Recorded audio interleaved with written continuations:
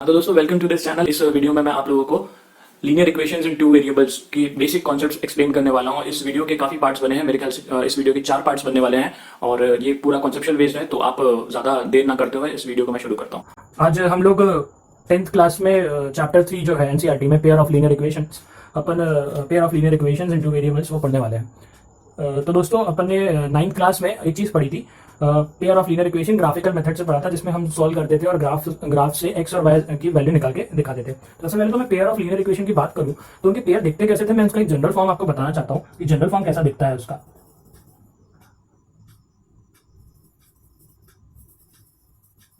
General form बता रहा हूं मैं आपको।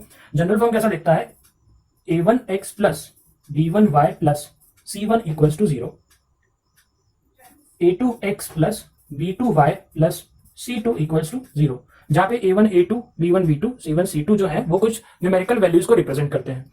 ठीक है दोस्तों, तो इसमें आगे बढ़ते हैं। तो मैं अगर a1 a2 b1 b2 c1 c2 की बात करूं तो मैं आपको यहाँ पे बताना चाहता हूं कि a1 a2 की वैल्यू कुछ भी हो सकती है, b1 b2 की वैल्यू कुछ भी हो सकती है, c1 c2 की वैल्यू भी कुछ भी हो सकती है। a1 a2 जो है वो x के कोएफिशिएंट्स है, b1 b2 जो है वो y के कोएफिशिएंट है दोनों इक्वेशंस में, और c1 c2 जो है वो कांस्टेंट टर्म्स है दोनों इक्वेशन के। तो ये आपकी पहली इक्वेशन हो गई और ये आपकी दूसरी इक्वेशन हो गई। और हमने जैसे 9 क्लास में पढ़ा है कि अपन कैसे सॉल्व करते थे इस चीज को, तो अपन इसको ग्राफ पे प्लॉट करते थे और सॉल्व करते थे।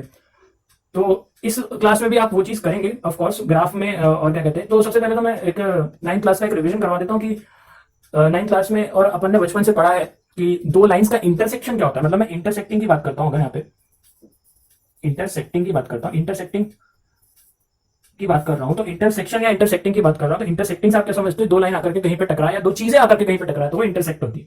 ठीक है, तो जैसे कि मान लो इंटरसेक्टिंग लाइन की बात करूं तो मान लो ये एक लाइन है L1 और ये एक लाइन है L2। तो यहाँ पे जो वैल्यू होती थी, ये वैल्यू क्या रहती थी आपकी, x, y रहती थी। कोऑर्डिनेट ज्योमेट्री अगर थोड़ा सा रिवाइज करें तो x, y रहती थी और x, y की वैल्यू कुछ ना कुछ होती थी। तो ऑफकोर्स अपन ग्राफिकल मेथड में पेयर ऑफ लीनियर इक्वेशन जो अपन ने 9 क्लास में पढ़ा था तो उसमें भी यही चीजें होती थी। ठीक है दोस्तों, तो ये आपकी L1 है, ये आपकी L2 है और यहाँ पे एक इंटरसेक्शन हो रहा है। ठीक है, एक केस तो ये होता है, सबसे पहला केस तो ये हो गया आपका। दूसरा केस बताता हूँ, दूसरा केस क्या होता है, पैरेलल लाइंस का केस। कौन सी लाइंस का, पैरेलल लाइंस का, वो लाइंस जो कभी भी आगे कभी भी अपन को मिलती नहीं है। ये देख लीजिए, ये पैरेलल लाइंस है और हमेशा ये मत सोचना कि ऐसी ही बनती है पैरेलल लाइंस, ऐसी भी बनती है, ऐसी भी बनती है। ठीक है, ऐसे हॉरिजॉन्टल ही नहीं बनती, वर्टिकल भी बनती है। ठीक दोस्तों, ये L1 है, ये L2 है, ये कहां इंटरसेक्ट हो रही है सर, ये यहां आगे देखो, आप ले जाते जाओ, देखो कोई ना कोई तो होगी। अबे पैरेलल लाइंस है, भगवान की औकात नहीं है कि वो उसको इंटरसेक्ट करवा दे। ठीक है, तो फिलहाल ये इंटरसेक्ट कहीं नहीं होंगी। ठीक है, इसके बाद आते हैं थर्ड पॉइंट पे। सर अब क्या होगा, देख लेते हैं भाई, देख लेते, तू देख, मैं बताता हूँ। ये देखिए, एक लाइन बनाई मैंने, मस्त है, ये देख, ये भी मस्त है। ठीक है, और ये देख, इसी में एक लाइन कहां बनाई आपने, तो एरो बनाया। अबे ये ले, ट्रेस कर दिया इसके ऊपर, खुश। L1 ये L2, ये बता कितने पॉइंट पे इंटरसेक्ट, एक भी पॉइंट पे इंटरसेक्ट नहीं कर रही है तो बहुत सारे पॉइंट पे इंटरसेक्ट कर रही। बिल्कुल सही पकड़ा आपने, बिल्कुल सही पकड़ा। पहले जो दो लाइन इंटरसेक्ट हुई वो एक पॉइंट पे इंटरसेक्ट हुई। ये जो लाइन हुई ये भी क्या कहते हैं, ये कहीं इंटरसेक्ट नहीं करी। और ये जो लाइन थी, लाइन के ऊपर लाइन, तो ये कितने इनफाइनाइट पॉइंट्स पे इंटरसेक्ट कर रही। तो अगर मैं बोलूं कि इस लाइन और इस लाइन को इंटरसेक्ट करने पे एक्स और वाई की कितनी वैल्यू आई थी, बोले 1 वैल्यू आई थी। देखो, एक्स की एक वैल्यू, वाई की एक वैल्यू। ठीक है भाई, तो इसको अपन क्या बोलते हैं, पहले केस को, सबसे पहले इसको बोलते हैं यूनिक सॉल्यूशन। ठीक है दोस्तों, यूनिक सॉल्यूशन बोलते हैं अपन इसको। ठीक है, या वन सॉल्यूशन भी बोलते हैं, और वन सॉल्यूशन, यूनिक का मतलब वन, एक ही चीज एग्जिस्ट कर रही है इसलिए। ठीक है, तो इसको अपन वन सॉल्यूशन भी बोलते हैं। ठीक है सर, आपने ये भी पढ़ा दिया, बहुत अच्छा लगा, मजा आ रहा है अभी तक। भाई बोल तो नहीं मार रहा ना, कमेंट सेक्शन में बता देना मेरे को प्रॉपर्ली। ठीक है, अगला वाला पार्ट होता है पैरेलल लाइंस है। ये तो पैरेलल लाइंस की कंडीशन क्या रहती है, पैरेलल लाइंस की कंडीशन, ये तो इंटरसेक्टिंग मैंने लिख दिया, यहाँ पे पैरेलल लिख देता हूँ भाई, बुरा मान जाओगे नहीं तो तुम लोग। पैरेलल लाइंस, ठीक है, पैरेलल है, पैरेलल की कंडीशन क्या होगी, अब पैरेलल है तो भैया वो कहां इंटरसेक्ट कर रही हो, कहीं नहीं इंटरसेक्ट कर रही, तो इंटरसेक्ट नहीं करेगी तो एक्स वाई की वैल्यू नहीं देगी। एक्स वाई की वैल्यू अगर नहीं देगी तो एक्स वाई की अगर ये वैल्यू नहीं देगी तो इसका सॉल्यूशन एग्जिस्ट करेगा ही नहीं, तो इसको क्या बोलेंगे, नो सॉल्यूशन। ठीक है दोस्तों, ये हो गया आपका नो सॉल्यूशन। आई होप आप लोगों को अभी तक समझ में आ रहा हो। कमेंट सेक्शन में जो भी डाउट्स है हो, मतलब जो भी डाउट्स हो आप उसको कमेंट सेक्शन में पूछ सकते हैं मुझसे। फिर ये लाइन थी L1 और ये छोटी सी लाइन L2, ये इसको ओवरलैप कर गई, तो इनफाइनाइट पॉइंट्स पे ओवरलैप कर गई। तो इनफाइनाइट पॉइंट्स पे ओवरलैप करने का मतलब क्या हो गया, इनफाइनाइट पॉइंट्स पे ओवरलैप करने का मतलब ये हो गया कि इसके कितने सॉल्यूशन हो गए, इसके इनफाइनाइट सॉल्यूशंस हो गए, इनफाइनाइट सॉल्यूशंस, इनफाइनाइट सॉल्यूशंस हो गए इसके। ठीक है, तो अब जरा सा एक चीज देख लेते हैं, एक चीज सिखा देता हूं आपको। एक यूनिक सॉल्यूशन, नो सॉल्यूशन और इनफाइनाइट सॉल्यूशन की कंडीशंस होती हैं। बोले सर हमको कैसे पता चलेगा कि ये यूनिक सॉल्यूशन है, ये नो सॉल्यूशन, ये इनफाइनाइट सॉल्यूशन की इक्वेशंस दी हुई है। देख भाई बताता हूं, अगर ये L1 है, मान ले ये L1 थी तुम्हारी, ठीक है, और ये तुम्हारी L2 थी। ठीक है, ये L1 ये L2, तो अपन यहां से एक रिलेशन निकाल सकते हैं कि क्या, क्या रिलेशन निकाल सकते हैं अपन यहाँ पे कि A1 upon A2 is not equal to B1 upon B2। जब ये रिलेशन रहेगा, बोले क्या बोल रहे हो, A1 अपॉन A2 ये कहां से आ गया, A1 अपॉन A2 कहां से आ गया? अबे ये देख, ये रहा A1 x का कोएफिशिएंट लाइन 1 का, और ये देख B1 ये y का कोएफिशिएंट, वैसे ही ये रहा A2 ये रहा B2, तो A1 upon A2 is not equal to B1 upon B2। ठीक है, चलो अच्छा मान लिया आपकी बात, चलो ये होता है। इसके बाद देख नो सॉल्यूशन दिखाता हूं मैं, देख लो, देख नो सॉल्यूशन देख तू भाई, नो सॉल्यूशन, नो सॉल्यूशन। ये देख ले, ये A1 ये रहा A2 ये रहा B1 ये रहा B2 ये रहा C1, और इसमें C1 क्यों डाल रहा है? सबर रख यार, ये तो रूल्स होते हैं। ठीक है, कोई टेंशन नहीं, आगे बढ़ते हैं। तो बोलिए बराबर रहेगा? नहीं भाई, ये वाला बराबर नहीं रहेगा। और यार ये कैसे करा रहे हो? अबे A1 upon A2 is equal to B1 upon B2 is not equal to C1 upon C2। अच्छा अगला वाला क्या होगा बताओ? अगला वाला मैं बताता हूं सर, देखना। A1 upon A2 is not equal to B1 upon B2 is not equal to C1 upon C2। देखो इनफाइनाइट सोल्यूशन है कुछ भी, ये ऐसी कंडीशन एग्जिस्ट ही नहीं करती। देख दिखाता हूं, A1 upon A2 is equal to, अच्छा equal to B1 upon B2 is equal to C1 upon C2। ये इसकी इनफाइनाइट सॉल्यूशंस की कंडीशन होती है। ठीक है, अच्छा ये इनफाइनाइट सॉल्यूशन निकाले किसके? अपने थर्ड वाले। इसको बोलते क्या है? इसको बोलते हैं कोइंसिडेंट। क्या बोलते हैं इसको? कोइंसिडेंट या कोलिनियर, आप कुछ भी बोल सकते हो। ठीक है, कोइंसिडेंट लाइंस पूरे लिख देता हूं, यहाँ पे भी लाइंस लिख देता हूं, और यहाँ पे भी लाइंस लिख देता हूं। ठीक ठीक है दोस्तों, इतना समझ में आया?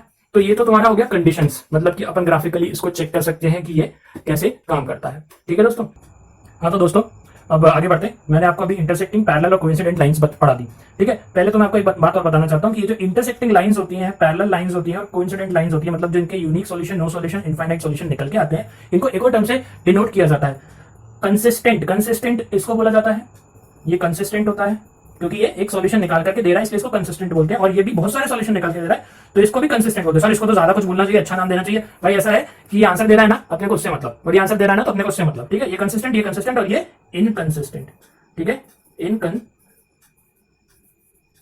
इनकंसिस्टेंट। ठीक दोस्तों, तो मैं इसको अगर पार्टीशन करना चाहूँ एक रफली, तो ये कुछ ऐसा दिखेगा। ये आपका parallel lines, no solution, inconsistent होता है ये पूरा। ठीक है, अब यहाँ पे क्वेश्चन लिखा है मैंने, x plus 3y is equal to 6, 2x minus 3y is equal to 12। तो बोलते हैं कि बता ये दोनों इक्वेशंस कंसिस्टेंट है और इनकंसिस्टेंट है, और बताओ भैया कौन इन दोनों, ये दोनों इक्वेशन कंसिस्टेंट है, इनकंसिस्टेंट है। ठीक है, सबसे आसान काम, एक काम करते हैं यहाँ से। सबसे पहले तो जैसा मैं लिख रहा हूं ना भाई, वैसा ही लिख लेना। एग्जाम में अगर फुल नंबर चाहिए तो सीधी बात बता रहा हूं, 100 में से 100 दलवाऊंगा। यहां से आता है A1 is equal to 1, A2 is equal to 2, B1 is equal to 3, B2 is equal to -3, C1 is equal to 6 और C2 इज इक्वल टू 12। ठीक है दोस्तों, यहां से वैल्यू निकाल ली मैंने, वैल्यू लिख ली, ये इक्वेशंस। ठीक है, अब मुझे कंडीशंस क्या क्या पता है, सबसे पहले मैं वो देख लेता हूँ। ठीक है, आगे बढ़ते हैं। सबसे पहले मुझे पता है यूनिक सॉल्यूशन की, सबसे पहले वही लगाते हैं क्योंकि कोशिश, चांसेस अपने यही है कि शायद तक ये यूनिक सॉल्यूशन लगा के देख लेते हैं। यूनिक सॉल्यूशन बोलता है A1 upon A2 is not equals to B1 upon B2। ठीक है दोस्तों, तो अगर मैंने इसको आगे सॉल्व करा, तो ये क्या हो जाएगा? A1 की जगह मैं रखूंगा 1, A2 की जगह रखूंगा 2, नॉट इक्वल टू का भी साइन नहीं लगाते हैं, यहाँ पे रख देता हूँ 3 और यहाँ पे रख देता हूँ 3। सॉरी, ये तो सही में अलग अलग दिख रहे हैं। अबे रुक तो, देख तो ले, कैंसिल तो कर ले। ये देख कैंसिल, 1 से 1 गया, तो ये कितना हो गया अल्टीमेटली? ये कितना हो गया आपका? देखो 1/2 इज नॉट इक्वल्स टू 1/-1। देख लो, तो ये नॉट इक्वल टू वाला तो मतलब क्या हो गया? ये क्या हो गया आपका? ये हो गया आपका यूनिक सॉल्यूशन। यूनिक सॉल्यूशन तो हो ही गया, और क्या ये कंसिस्टेंट भी है? Consistent and unique solution.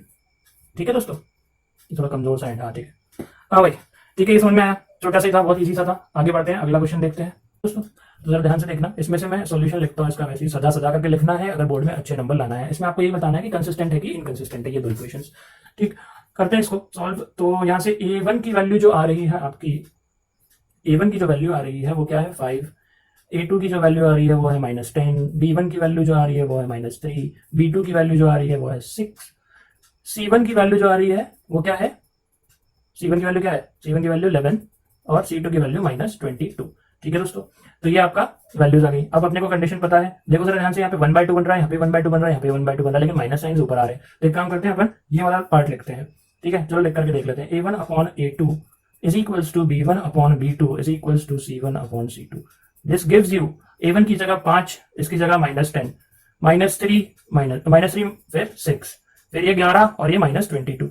ठीक है, अगर मैंने इसको और सॉल्व करा तो देखो जरा, यहाँ पे कैंसिल आउट हो रहा है, ये 1/2 हो रहा है, ये 1/2 हो रहा है, ये 1/2 हो रहा है, लेकिन माइनस साइन जो है वो थोड़ा सा गड़बड़ है। सर हमें तो माइनस साइन से बहुत डर लगता है, आप ही करके बताओ। भाई कुछ नहीं होता, बता रहा हूँ, माइनस साइन का कुछ नहीं है, माइनस साइन तो मस्ती करने के लिए आता है, कुछ नहीं, इस दोनों के माइनस ऊपर ऊपर भेज देते हैं। देख लो, -1/2 is equals to -1/2 is equals to -1/2। आपने ये -2 से ऊपर कैसे भेज दिया, माइनस यहाँ 2 के बगल से ऊपर कैसे भेज दिया, मैं बताता हूँ। अगर मैं यहाँ पे एक -1 का मल्टीप्लाई करूँ, देखो यहाँ पे मैंने एक -1 का मल्टीप्लीकेशन करा और सेम यहाँ पे कर दिया, तो ये माइनस माइनस प्लस और -1 इंटू 1 -1/2। ठीक है दोस्तों, इतना समझ में आया। ये आपका एक क्वेश्चन हो गया। तो यहाँ से क्या समझ में आ रहा है मेरे को, a1/a2 is equal to b1/b2 is equal to c1/c2। तो ये क्या हो जाएगा आपका, ये हो जाएगा आपका कौन सा सॉल्यूशन, कंसिस्टेंट तो है ही, लेकिन दूसरा वाला पार्ट दिख रहा है, इनफाइनाइट सॉल्यूशंस। इसमें x और y की वैल्यू इतनी आएगी जितनी आप रख रख के थक जाओ, इतनी वैल्यू आएगी। ठीक है, इनफाइनाइट सॉल्यूशंस। तो दोस्तों अगला क्वेश्चन देख लेते हैं। अगला क्वेश्चन बोलता है कि 2x minus 3y equals to 8। ठीक है, 4x minus 6y equals to 9। ठीक, यहां से मैं a1 की वैल्यू लिखूंगा जो कि है 2, a2 की वैल्यू लिखूंगा जो कि है 4, b1 की वैल्यू लिखूंगा -3, b2 की वैल्यू लिखूंगा -6, c1 की वैल्यू 8, c2 की वैल्यू 9। ठीक है दोस्तों, आपको पता ही होगा a1 a2 b1 b2 c1 c2 क्या होते हैं, कोएफिशिएंट और कांस्टेंट्स होते हैं। ठीक है, आगे बढ़ते हैं। आगे बढ़ते हैं तो आगे में क्या होगा कि अपने को चेक करना है ये a1/a2 is equals to b1/b2 is equals to c1/c2। और इक्वल टू क्यों लगा रहा हो भाई, इक्वल टू इसलिए लगा रहा हूँ, अभी मुझे पता नहीं है, लेट्स चेक। ठीक है, ये देख 2/4, ये देख -3/-6, ये देख 8/9। देखो 1/2 हो रहा है, बिल्कुल हो रहा है। लेकिन यहाँ देखो 8/9 है, 8/9 को कैंसिल कर देते हैं, काम करते हैं 1/2 कर देते हैं। भाई अपनी औकात नहीं है, नहीं किसी की भी औकात है, किसी बड़े मैथमेटिशियन की, वो 8/9 को 1/2 बना दे। ठीक है, तो ये आपका क्या हो गया, कौन सा सॉल्यूशन हो गया, ये आपका नो सॉल्यूशन हो गया। देख लो एक बार, 1/2 is equals to 1/2 but is not equals to 8/9। तो ये कौन सा सॉल्यूशन हो गया आपका, ये हो गया इनकंसिस्टेंट एंड नो सॉल्यूशन। ठीक है दोस्तों, तो ये आपका पहला पार्ट खत्म होता है।